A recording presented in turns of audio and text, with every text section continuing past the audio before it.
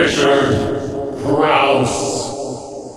Hey movie lovers, April 22nd, and it's kind of a big weekend, but I think it's a big weekend for adults and kids. Last weekend was mostly for the kids, with movies like Rio and Scream 4 opening. This weekend, there's two animal-themed movies opening, but I think they'll find very different audiences. Water for Elephants, of course, is a big movie based on a big best-selling book starring big stars like Reese Witherspoon and Robert Pattinson, who you may remember from the Twilight movies. Usually he's wearing fangs.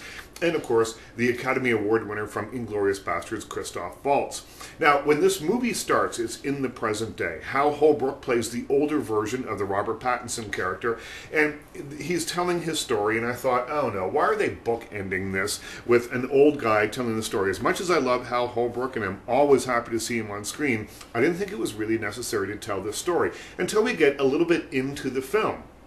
Cut now to the flashback, which takes up 98% of the movie, set in the Great Depression. Robert Pattinson plays the younger version of the Hal Holbrook character. He's fresh out of veterinarian school, almost got his degree, but not quite. And he joins the traveling circus, falls in love with the Reese Witherspoon character, who was married to the Christoph Waltz character. The Christoph Waltz character, of course, is the big top ringmaster, and he's a cruel taskmaster. And then I'm not going to tell you too much about what happens here, but there's a 9,000-pound elephant, and Reese Witherspoon looks terrific riding around on this elephant. Now, when you get into the movie, you realize that there's this glow of nostalgia over the entire thing. The carnies talk like rejects from a John Steinbeck novel, and everything seems to be a little bit old-fashioned.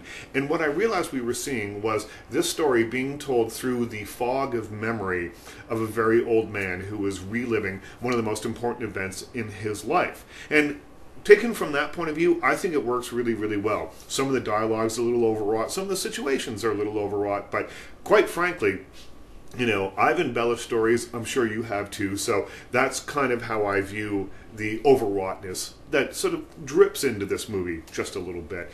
Christoph Waltz, terrific in this, although he's becoming the Hollywood go-to bad guy, and he's good at being bad, but I'd like to see if he can do something else. As I said earlier, Reese Witherspoon, she looks terrific riding around on an elephant, and Robert Pattinson, I think, stretches a little bit here past, you know, this sort of career-limiting, I can only play a vampire guy roles that he's been doing lately in the Twilight movies, so good for him.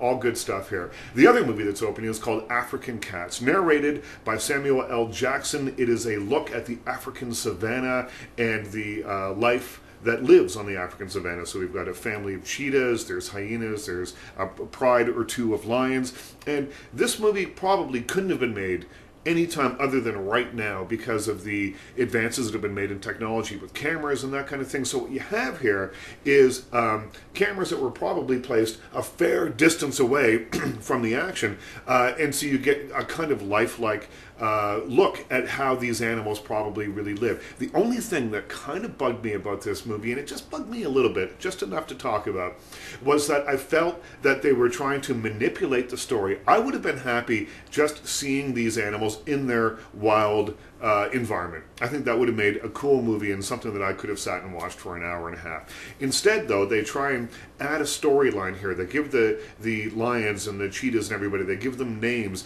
and worse than that, there's some editing in here that I thought was a little bit manipulative. So, a lioness is leading a pride, and she's not coming back. She knows it, she's old, she's wounded, she's never coming back. And of course, instead of just walking away, which is probably what actually happened in real life, there's all these meaningful shots of her turning around and looking with big lioness eyes at the rest of them, and they all sort of cut and they look back at her, and I just don't think that really happened. And in fact, it is such a display of stylish editing, it probably would have made the producers and editors of the reality show The Hills green with envy at how they'd wrung this overwrought kind of parting moment out of these animals, who probably really didn't actually do what they're shown on film doing.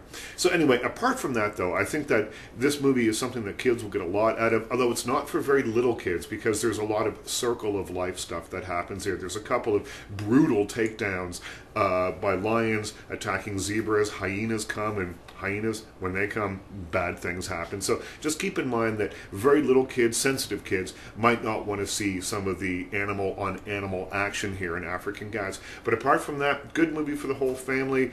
And Samuel L. Jackson, great voice, great narration. Although when he was talking about the mother lions and the mother cheetahs and stuff, I kept hearing something else in my head because I think I'm just so used to hearing him say another word in the Quentin Tarantino movies that he throws around so freely in those things. It just made me laugh a little bit more. That's my own private little joke about African cats. Anyway, have a good weekend at the movies, movie lovers, and we'll talk to you next week. Richard Crouse.